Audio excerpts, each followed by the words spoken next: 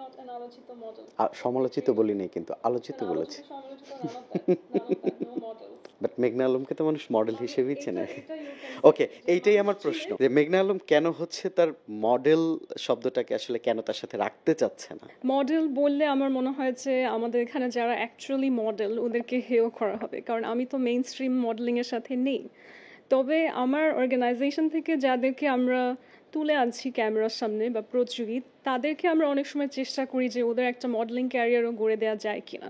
But আমিও নিজেও শুনছি যে উঠতি মডেল, আননোন মডেল, আসলে মডেলিং ইন্ডাস্ট্রিতে ঢোকার বয়সও নেই আমার। I have cross 30 long ago. So এই জায়গাটা আমার মনে হয় it's better to go with my real identity. মেঘনা আলমের রিয়েল আইডেন্টিটিটা কি আসলে? বান্ডেল থাকলে প্রতি সেনমানিতে টাকা বাঁচবে। বিকাশ সেনমানি বান্ডেল কিনে জিতুন প্রতি লেনদেনে। টু দ্য পয়েন্ট বলি, আমি এখন মিস বাংলাদেশ ফাউন্ডেশন রান করছি অ্যাজ চেয়ারপারসন, এবং আমার প্রফেশনাল আইডেন্টিটি হচ্ছে আমি একজন রাজনৈতিক প্রশিক্ষক বা leadership trainer in the field of politics. রাজনীতির যে প্রশিক্ষক, আপনার জায়গা থেকে এটা কতটা করতে পেরেছেন?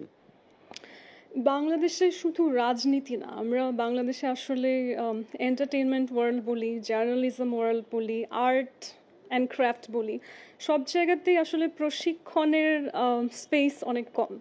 এবং আমি এটা নিয়ে আসলে হাসবো না, আমি বলবো যে আমাদের দেশের মানুষ সব রকমের লিমিটেশনের মধ্য থেকেই তারা নিজে শেখানোর চেষ্টা করে। So they are self educated.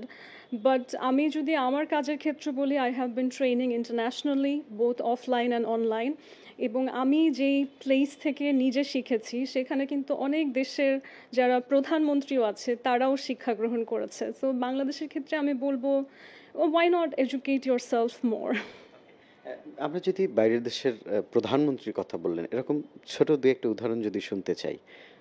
Exact নাম বলা তো ঠিক হবে না, বাট আমি দেশের নাম বলতে পারি, যেমন নেপালের যারা থাকে in their ruling power, a lot of them have learned from the same place where I learned.